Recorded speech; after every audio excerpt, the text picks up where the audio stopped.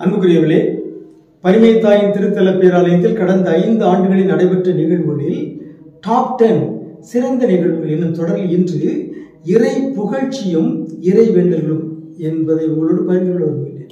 கடந்த 5 ஆண்டுகளில் நாள்தோறும் திருப்பலியில் இறை புகழ்ச்சி செலுத்தப்படுகிறது. எப்பொழுதும் கடவுளுக்கு நன்றி செலுத்துகிற ஒரு பழக்கத்தை மக்களுக்கு வழங்கப்பட்டுள்ளது. இவையெல்லாம் கடவுளுடைய கொடை. அதற்காக நாம் நன்றி செலுத்துகின்றோம். எபிரேயர் திருமடல் 13ஆம் அதிகாரம் 15வது இறைமொழி நாம் வாசிக்கின்றோம்.